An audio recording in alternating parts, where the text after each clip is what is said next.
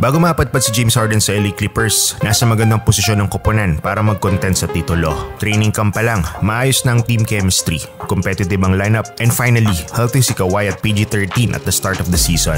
After the first 5 games, nasa top 3 ang Clippers sa field goal percentage. Number 1 sila sa 3-point percentage at number 1 din sa kategorya ng steals this season. 11 sa assist, 16th naman sa rebounds, ngunit nasa bottom 10 sa blocks per game. Malinaw na walang problema sa opensa ang grupong ito, ngunit hirap naman sila sa interior defense. At malaki pa ang kailangan nilang improve sa rebounding aspect, lalo na't kapag nakaharap na nila ang mga nagtatangkarang lineup ng ibang koponan. Si Zubats na ang best rebounder ng Clippers at lumalabas na si Russ na ang second best rebounder ng team. Buti na lang kasama si PJ Tucker sa Harden trade package, kaya kahit papaano may onting depensa at rebounding silang makukuha dito. Pero ang malaking tanong, kailangan ba talaga ng Clippers ng isa pang offensive-minded player na tulad ni James Harden? Para saan ba? At ano ang magiging role ni The Beard sa kampo ng Clippers? Halika, busisiin natin. Sa nakaraang huling 3 taon kasi, umikot na sa 4 na koponan si The Beard. 2020 nang huli siyang maglaro sa Houston Rockets, napunta sa Brooklyn at Philadelphia, at ngayon, nasa uniforme na ng Clippers. Sa mga taon na yan, nasa 22 points, 10.5 assists at 7.2 rebounds per game ang produksyon ng Guardia. That's a double-double average per season in 3 different teams. Kaya naman kaya niya talagang bitawan ng mga katagang, I'm not a system player, I'm a system. James can really adapt kahit pa may kasama pa siyang mga bigating pangalan sa koponan. Naging parte siya ng failed Big 3 sa Brooklyn at naging teammate ni Joel Embiid ng masungkit nitong MVP award last season. So in a way, napatunayan ni Harden na kahit isabay mo pa siya sa ibang mga bituin ng liga ay hindi magdidip ang kanyang mga numero at gagawa ito ng paraan para makakontribute. Hindi maitatanggi na hindi na ganun ka-offensive minded ang James Harden na nasaksihan natin sa mga nakalipas sa season. Mas focus na si Harden bilang isang playmaker at very efficient naman talaga sa assist department. Kaya sa parting yan, malaki magiging ambag ni The Beard sa LA Clippers, lalo na't pang 11 sila sa kategorya ng assist so far this season. Malaki ang chance na pumalo sa pagitan ng 20 at 25 puntos ang production ni James. Ngunit pwede rin na bumaba ito kung Kawhi at PG-13 pa rin ang focal point ng opensa ng team.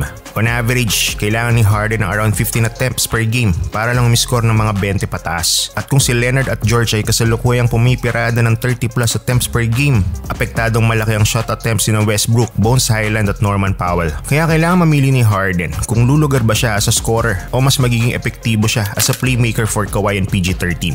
Hindi rin natin inaalis yung possibility na mag-excel si Harden both in scoring and playmaking. Kung siya ang sistema, sino ba ang dapat mag-adjust? Siya ba na bagong salta o yung koponan na kumuha sa kanya?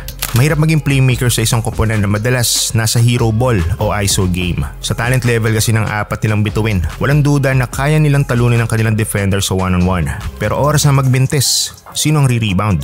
Sino ang magbibigay sa kanila ng second chance points? Yun ang isa sa mga tanong sa bagong grupo ng Clippers. Isa pa, balik bench na kaya si Westbrook o pagsasabayin silang 4? Ito ang mga magiging growing pains ng koponan in the next succeeding weeks. Kaya kung babalikan natin yung tanong natin kanina, kung kailangan ba talaga ng Clippers ng isa pang offensive-minded player na tulad ni James Harden, ang sagot ko, oo.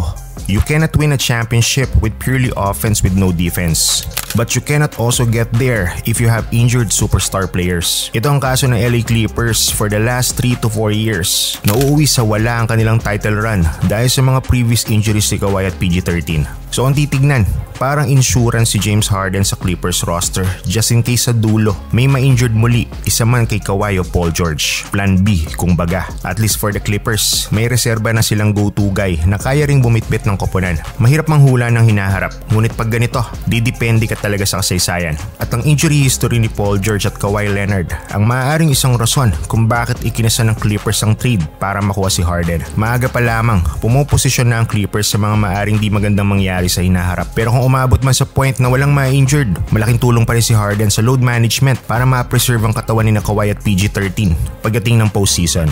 Mas gusto nilang aksyonan nito ngayon kaysa yung aspeto ng depensa at rebounding. Pwede naman nila i-address yun along the way. At the end of the day, 3 sa Big 4 nila ngayon ang nag-aasam na magkaroon ng kampinato. Mga California boys na gustong patunayan na kaya nilang magkasingsing at bigyan ng kauna-unahang titulo ang LA Clippers. Ikaw ba, sa opinion mo, kakayanin ba nila?